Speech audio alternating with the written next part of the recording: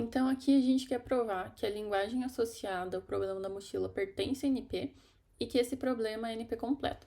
A primeira parte a gente vai fazer fornecendo um verificador polinomial para esse problema, e a segunda a gente vai pegar um outro problema que a gente já conhece e sabe que é NP completo, que é o EC3 sets, e reduzindo ele para o nosso problema da mochila. Então, os enunciados dos problemas são, para o EC37, ele pergunta, dado um conjunto U com 3 elementos e uma família F de N subconjuntos de U, sendo o comprimento de x igual a 3 para todo x pertencente a F, se existe uma seleção de M subconjuntos disjuntos em F cuja união seja U. E o problema da mochila pergunta, se dado uma coleção de N objetos, cada um com seu peso WI e seu valor VI, e dados dois inteiros W e K, existe uma seleção dos objetos cujo valor total seja pelo menos K, mas cujo peso total não exceda W? Então, o nosso verificador polinomial vai funcionar da seguinte maneira. A gente é uma máquina M e ela vai começar primeiro zerando as nossas variáveiszinhas Wzinho e Vzinho, e aí vai percorrer uma seleção de objetos de N, que a gente chamou de C, e aí, para cada um desses objetos, a gente vai armazenar o peso em Wzinho, com a soma dos pesos anteriores já armazenados, e fazer da mesma maneira para o valor. Então, a gente armazena o valor no Vzinho. E aí, no fim, se o Vzinho for menor do que o K, dado pelo enunciado, ou se o W for maior que o Wzão, a gente devolve não, e caso contrário, a gente devolve sim. Desse jeito, a gente consegue verificar o problema da mochila.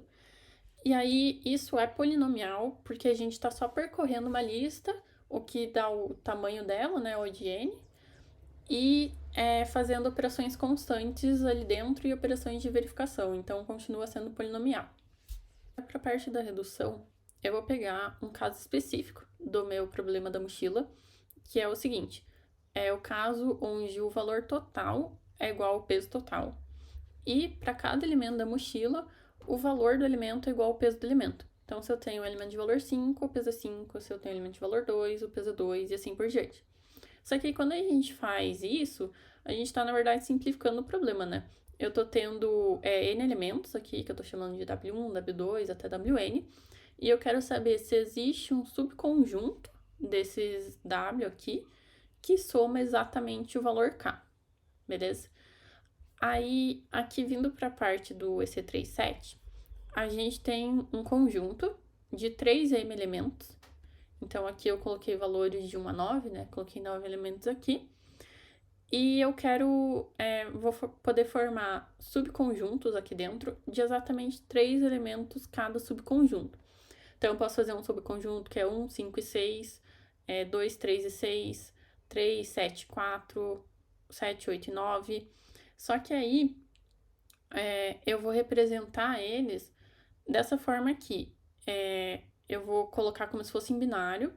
Só que aí, quando eu quero, por exemplo, representar um subconjunto, que é o 4, o 6 e o 7, eu vou colocar aqui no B4, no B6 e B7 o valor 1, para representar que eu escolhi eles para o meu subconjunto, e todos os outros que eu não escolhi vão ser 0. E eu vou chamar isso aqui de subconjunto N. Então, eu notei aqui 4 exemplos de subconjuntos, só que todos eles, né, apenas com exatamente 3 elementos em 1 e o resto em 0, porque eu só escolho 3 elementos para cada subconjunto. E agora eu quero saber se existe uma família F de subconjuntos N que dá exatamente o meu universo, aqui o meu conjunto U. E aí, aqui nesse caso, seria caso eu escolhesse o N1 com o N2 e com o N4. Porque aqui eu vejo que eu tenho 1 e exatamente 1, valorzinho 1 em cada uma dessas colunas. E aqui no fim eu fico com esse valor onde tem todo mundo valendo 1. Isso é exatamente o meu valor K, que é o 2 elevado a 3m menos 1. Eu não peguei, por exemplo, o subconjunto N3, né? Porque eu tenho que lembrar que eu quero subconjuntos disjuntos. Então, eu não posso, por exemplo, fazer um subconjunto que é 1, 5 e 6 e o outro que é 2, 3 e 6, porque eu tô repetindo o elemento 6. Então, aqui no N3, como eu já tinha escolhido o N1 e o N2, eu estaria repetindo o B2, por exemplo. E eu não quero isso, eu quero que seja disjunto. Então, eu tenho que pegar conjuntos disjuntos que formem uma família que contenha todos os elementos de U. Aí, com isso, eu consegui fazer a redução do meu problema. Então, aqui eu queria que todo mundo fosse 1, porque aí eu tava garantindo que cada um dos meus números, né, o 9, 8, 7, 6, 5, 4, 3, 2, 1, tinha sido escolhido uma vez, né? Que ele foi setado uma vez para 1 aqui, então a soma no fim deu 1. Por isso que eu queria que todo mundo fosse 1. Só que tem um problema quando eu somo em binário, que a gente tem carry. E aí esse carry meio que estraga a nossa lógica, ele tira a garantia que a gente tinha de que o número tinha sido escolhido pelo menos uma vez e só uma vez. Para exemplificar melhor aqui, tem um exemplo se eu tivesse os números aqui desse conjunto, que é o número 1, 2, 3 e 4, desse conjunto U novo aqui. E aí eu escolhesse os números que representariam em binário 3, 5 e 7. Então aqui eu teria um conjunto, que é o número 4 e o número 3, então ficou 001. Um outro conjunto, que é o número 2 e 4, 01, 01. E aí um outro conjunto, que é o número 2, 3 e 4, que é 0, 1, 1. Quando eu fizesse a soma desses números, ele ia ficar 1, 1, 1. Isso ia dar a impressão que deu certo, mas na verdade não deu, porque ele só ficou esse 1, 1 por causa do carry, porque aqui a gente somou, sobrou um pro lado, foi pra cá, sobrou um de novo, e foi chegando até aqui, e por isso que ficou com 1 todo mundo. Só que essa escolha de subconjuntos tá errada, né? Porque a gente escolheu o 3 e o 4, aí depois a gente escolheu o 2 e o 4, e por fim a gente escolheu o 2, o 3 e o 4. Tá vendo que a gente não escolheu nenhuma vez o 1, então já tá errado por causa disso, porque eu tenho que ter todos os elementos de U, né, na minha família F de subconjuntos. E eu repeti elementos, né? O 4 apareceu para todo mundo, o 2 apareceu 2 vezes e o 3 apareceu 2 vezes. E aí, como é que a gente pode fazer para consertar isso? Ao invés de codificar os meus números na base binária, eu vou sempre codificar eles na base n mais 1. Então, aqui eu estou somando, por exemplo, 3 números, né? Que é o 3, o 5 e o 7. Ao invés de fazer em binário, eu vou fazer na base 3 mais 1. Eu vou fazer na base 4. E aqui, por exemplo, se a gente fizesse a soma na base 4, 1 mais 1 mais 1 dá 3.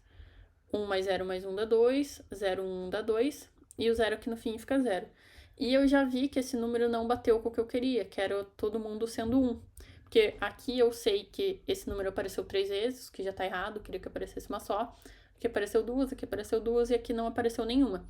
Então, quando eu faço uma base que é um número maior do que o meu número de elementos aqui, eu garantidamente sei que eu não vou ter carry.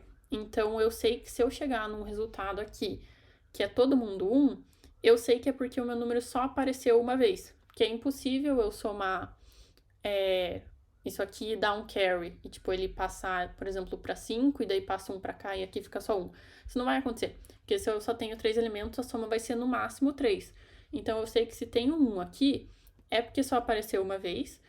E eu sei que se tem um em todo mundo, é porque todo mundo apareceu uma vez. Então, a gente faz essa troca só para terminar esse problema.